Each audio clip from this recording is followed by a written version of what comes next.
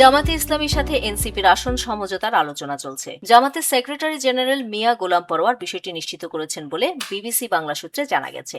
বৃহস্পতিবার সকাল 8:30টার দিকে এ নিয়ে একটি পোস্ট করেন বৈষম্য বিরোধী ছাত্র আন্দোলনের সাবেক সমন্বয়ক ও বিলুপ্ত হওয়া গণতান্ত্রিক ছাত্র সংসদের ঢাকা বিশ্ববিদ্যালয় শাখার আহ্বায়ক আব্দুল কাদের। ওই পোস্টে তিনি লেখেন, তারুণ্যের রাজনীতির কবর রচিত হতে যাচ্ছে। এনসিপি অবশেষে জামাতের সাথেই সরাসরি জোট বাঁধতে যাচ্ছে। সারা দেশের মানুষের নেতাকর্মীদের আশা আকাঙ্ক্ষাকে জলাঞ্জলি দিয়ে গুটি কয়েক নেতার স্বার্থ হাসিল করতেই এমন আত্মঘাতী সিদ্ধান্ত নিয়েছে তারা। সবকিছু ঠিকঠাক থাকলে আগামীকাল এই জোটের ঘোষণা আসতে পারে, আর এরই মধ্য দিয়ে কার্যত এনসিপি জামাতের গর্ভে বিলীন হয়ে যাবে।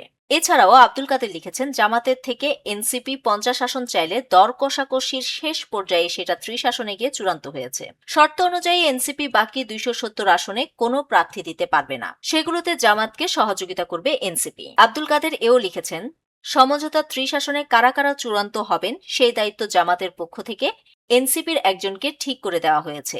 তিনি হচ্ছেন জামাতের অন্যতম আস্থাভাজন নাসিরউদ্দিন পাটোয়ারি, আর জামাতের দিক থেকে থাকবেন আব্দুল্লাহ মোহাম্মদ তাহের। এই দুইজন মিলেই এনসিপির 30 জন প্রার্থী চূড়ান্ত করবেন।